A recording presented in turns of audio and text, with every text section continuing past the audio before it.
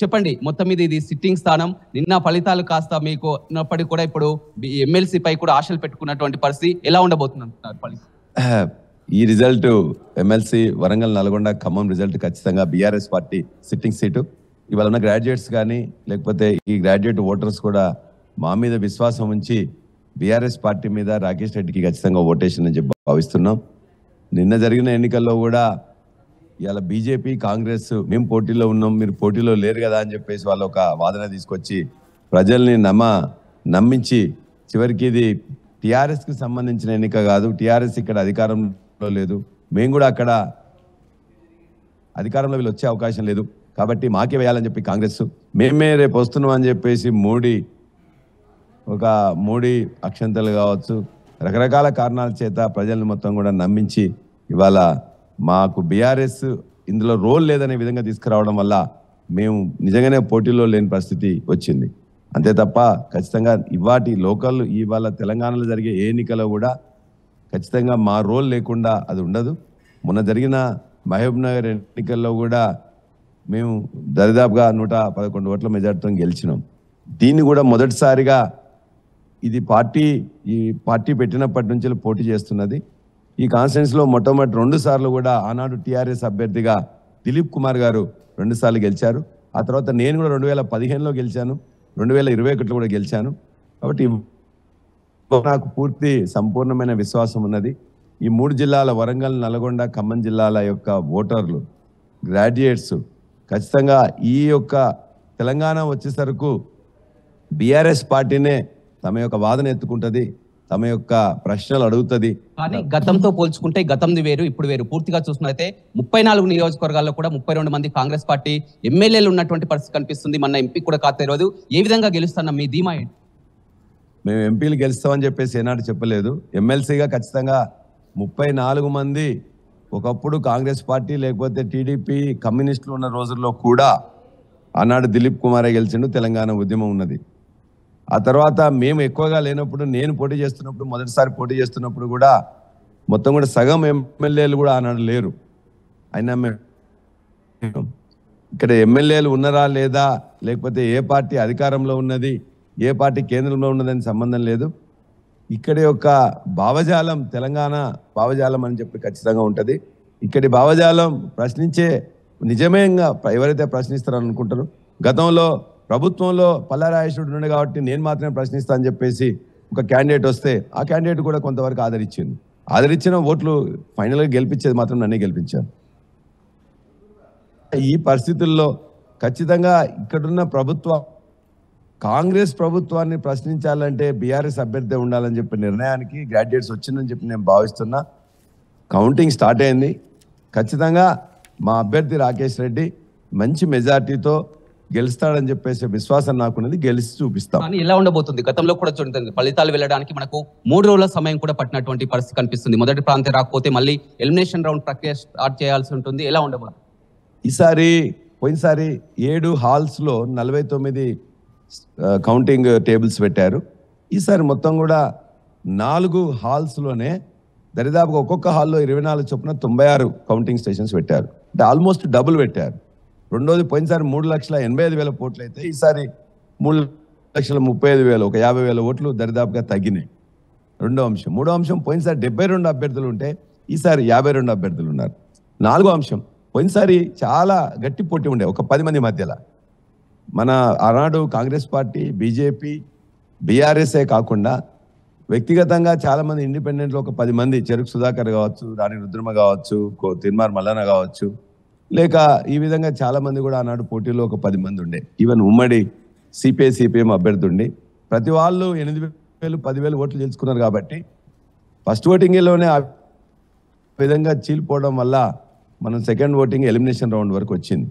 కాబట్టి ఈసారి గట్టి పోటీ అనేది ముగ్గురు, ఇలా BRS party, Congress party, BJP party, వీళ్ళు కాకుండా ఒకరిద్దరు మాత్రమే ఇండిపెండెంట్లు ప్రభావం చూపే వాళ్ళు ఉన్నారు. కాబట్టి 72 నుంచి 52కి కొద్దిగా తగ్గడం ఒకటి, ఆ 52లో కూడా గట్టి పోటీ ఇచ్చేవాళ్ళు 4-5 ఉండడం. కాబట్టి ఖచ్చితంగా ఇవాళ సాయంత్రం 4 గంటల వరకే యాక్చువల్గా ఈ కట్టలు కట్టడం ఇవన్నీ కూడా అయిపోతుంది అనుకుంటున్నాం.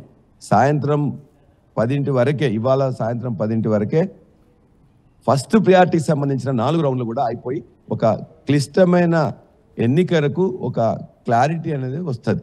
రైట్. అదే విధంగా చూసినట్లయితే ఎంపీ ఫలితాలు కూడా కాస్త క్యాడర్ అంతా కూడా నిరాశలో ఉన్నటువంటి పరిస్థితి కనిపిస్తుంది. 20 ఏళ్ల కాలంలో మొదటిసారిగా పార్లమెంట్ లో ప్రాధాన్యత లేకపోవడాన్ని బీఆర్ఎస్ ఎలా? ఖచ్చితంగా మా పాత్ర లేదు అని చెప్పినప్పుడు ప్రజలు కూడా వాళ్ళందరూ మన పాత్ర ఉన్నప్పుడే చేద్దాం, మన పాత్ర లేదంటున్నారు కదా అని చెప్పేసి అనేక వర్గాలు కూడా ఇవాళ ఓటేసేటప్పుడు టీఆర్ఎస్ వర్గాలే మొత్తం బీజేపీ కానీ కాంగ్రెస్ కానీ ఓటేసినాయి.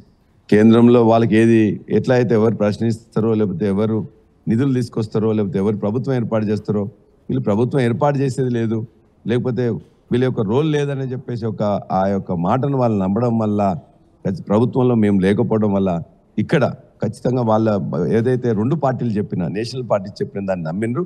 దాన్ని కూడా అవసరమైనప్పుడు.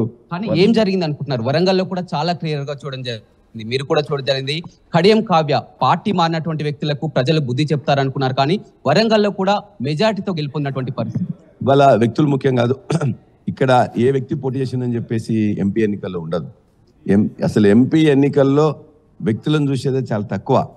క్యాండిడేట్ ఎవరిని చూడరు, ఓన్లీ పార్టీ చూస్తారు.